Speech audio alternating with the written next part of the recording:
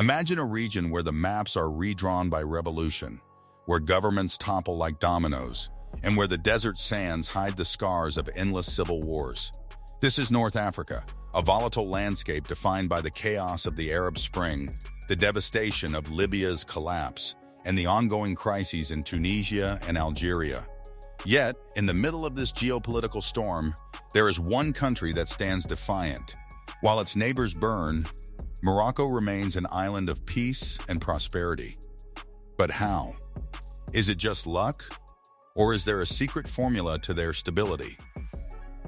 Today, we're cracking the code on the North African anomaly.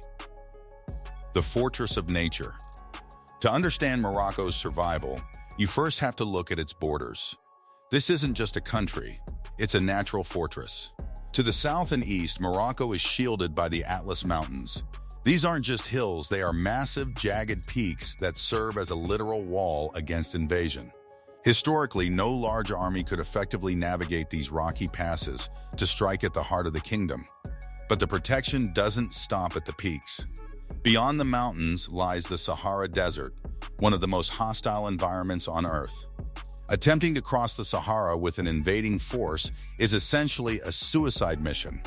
Because of this, Morocco has never had to worry about a land-based invasion from the south. Then, look at the water. Morocco is uniquely positioned with the Atlantic Ocean to its west and the Mediterranean Sea to its north. This dual coastline geography doesn't just provide safety, it provides a direct line to the global economy. The gatekeeper of the world. Perhaps the most valuable piece of real estate Morocco owns is its side of the Strait of Gibraltar. At its narrowest point, only 13 kilometers of water separate Africa from Europe. This is one of the world's most critical choke points.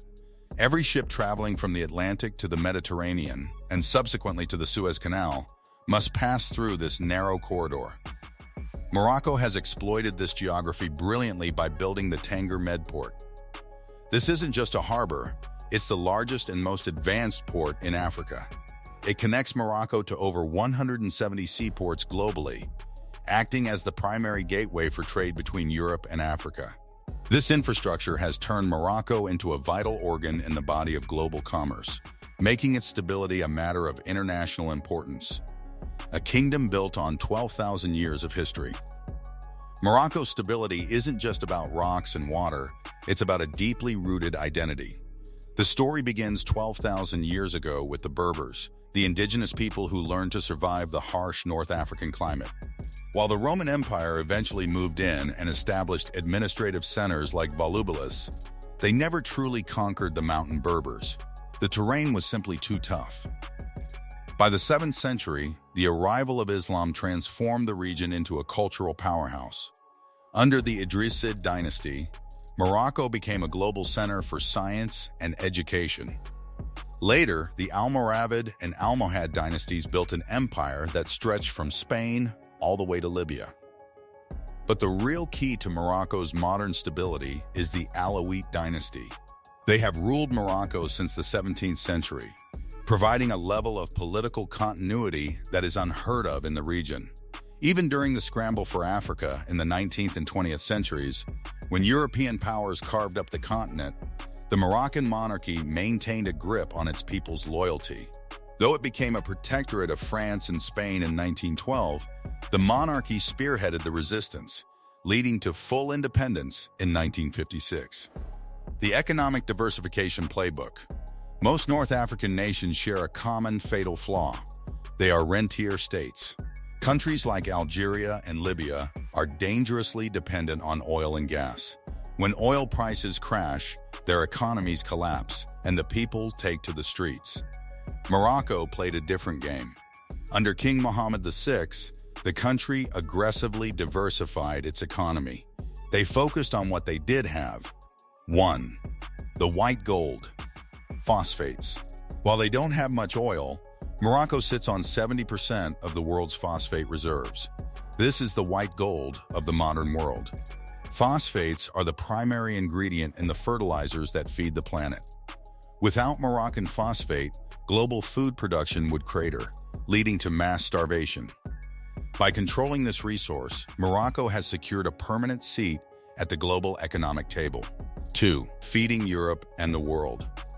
Morocco has turned its fertile northern plains into Europe's garden. They are the world's leading exporter of sardines, supplying 50% of the global market, and a massive exporter of olives, citrus, and seafood. This isn't just about food, it's about jobs.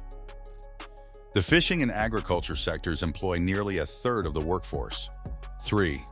The green energy revolution. Morocco is also betting big on the future. The Sahara Desert provides some of the highest solar yields on the planet. The Noor Ouarzazate solar complex is one of the largest concentrated solar power plants in the world, capable of powering over 1 million homes. Their goal is to produce 52% of their energy from renewables by 2030, making them an energy leader in a post-carbon world. A manufacturing powerhouse. If you think Morocco is just about farming and mining, think again. The country has quietly become Africa's leading automotive hub. Huge investments from companies like Renault and Peugeot have turned Morocco into the top car exporter on the continent. They've even moved into aerospace. If you've flown on a Boeing or Airbus lately, there's a good chance parts of that plane, the wiring, engine components, or landing gear, were manufactured in Morocco. By partnering with global giants like Safran, Morocco has created a high-tech manufacturing sector that provides tens of thousands of skilled jobs. Masterful diplomacy, the friend of everyone. Morocco's foreign policy is a masterclass in realpolitik. They managed to maintain strong ties with the West while remaining a leader in the Arab and African worlds. The U.S. connection. Morocco was the first country in the world to recognize American independence in 1777. That 250-year friendship pays dividends today. The U.S. provides massive military and economic support and backs Morocco's claims in regional disputes. The European pivot. 60% of Morocco's trade is with the EU. By acting as a buffer for migration and a partner in counter-terrorism, Morocco has made itself indispensable to Spain and France. The African return. In 2017, Morocco rejoined the African Union and began pouring billions into sub-Saharan Africa. They are funding the Nigeria-Morocco gas pipeline, which will eventually bring energy through West Africa and into Europe. The Middle East Bridge. Morocco leads the Al-Quds Committee for Palestinian Rights, yet in 2020, they joined the Abraham Accords to normalize relations with Israel. This move unlocked massive new investment and technology transfers, showing that Morocco prioritizes pragmatic growth over ideological isolation. The cracks in the armor. However, no country is perfect.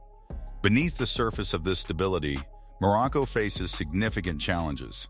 The biggest is the Western Sahara conflict, a decades-old territorial dispute with the Polisario Front, who are backed by Algeria.